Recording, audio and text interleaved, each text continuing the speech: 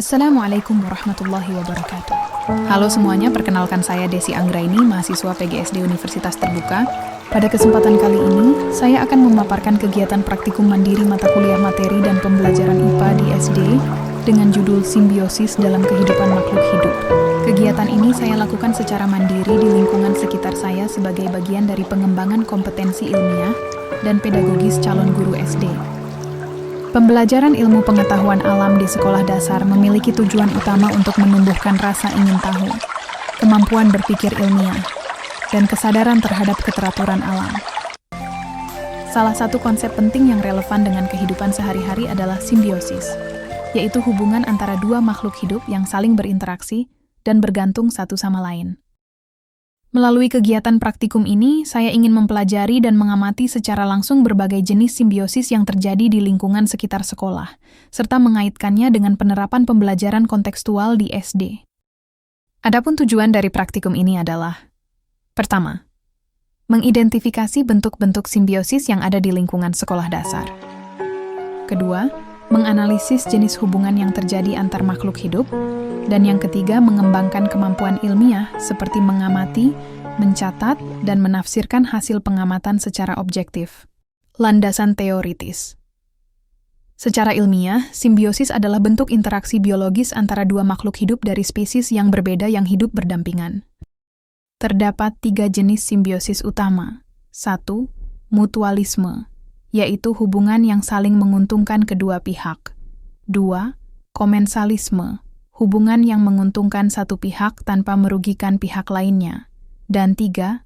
Parasitisme, pemahaman tentang simbiosis ini sangat penting dalam pembelajaran IPA di pihak lain, karena dapat membantu siswa memahami bahwa kehidupan di bumi saling bergantung dan harus dijaga keseimbangannya. Persiapan dan alat bahan.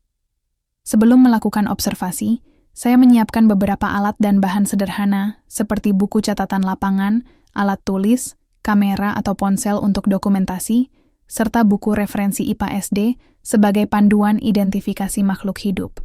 Lokasi pengamatan dilakukan di area sekitar lingkungan tempat tinggal saya, seperti taman, kebun kecil, halaman, dan area pepohonan, yang memiliki keanekaragaman hayati cukup tinggi untuk ditemukan interaksi antar makhluk hidup. Proses kegiatan observasi. Kegiatan pengamatan dimulai dengan melakukan penelusuran di sekitar area tempat tinggal saya. Saya memperhatikan setiap bentuk interaksi antar makhluk hidup, baik antara tumbuhan dan hewan, maupun antara sesama tumbuhan. Saat pengamatan berlangsung, saya mencatat setiap temuan yang menunjukkan adanya bentuk hubungan simbiosis. Misalnya, saya menemukan lebah yang hinggap pada bunga-bunga. Lebah menghisap nektar sebagai sumber energi, sementara bunga terbantu dalam proses penyerbukan. Hubungan ini termasuk simbiosis mutualisme. Kemudian saya mengamati anggrek liar yang tumbuh menempel pada batang pohon besar. Anggrek mendapatkan tempat dan cahaya matahari yang cukup, tetapi tidak merugikan pohon inang. Hubungan ini merupakan simbiosis komensalisme. Selain itu, saya menemukan benalu yang menempel pada pohon mangga, di mana benalu menyerap sari makanan dari pohon inangnya. Ini adalah contoh simbiosis parasitisme, karena pohon mangga dirugikan. Semua data hasil pengamatan, kemudian saya catat dan dokumentasikan melalui foto serta tabel observasi pada laporan kegiatan praktikum.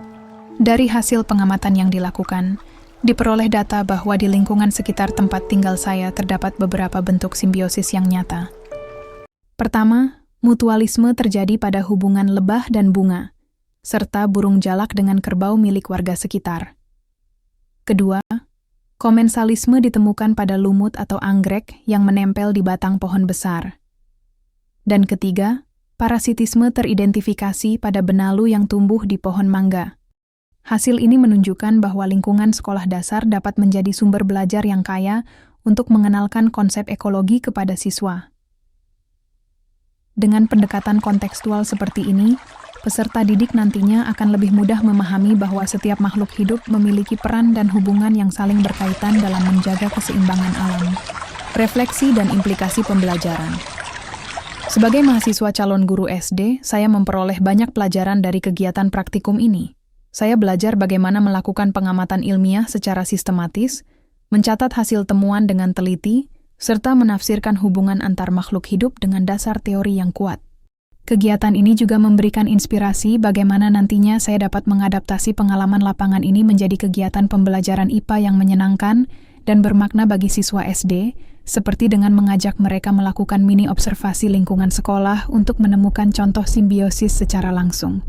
Praktikum ini membuktikan bahwa alam sekitar sekolah adalah laboratorium nyata yang penuh dengan pembelajaran hidup. Demikian kegiatan praktikum mandiri IPA sekolah dasar dengan judul Simbiosis dalam Kehidupan Makhluk Hidup. Melalui kegiatan ini, saya semakin memahami bahwa pembelajaran IPA bukan sekadar teori, melainkan pengalaman yang menumbuhkan rasa ingin tahu dan kepedulian terhadap lingkungan. Terima kasih telah menyaksikan video ini. Wassalamualaikum warahmatullahi wabarakatuh.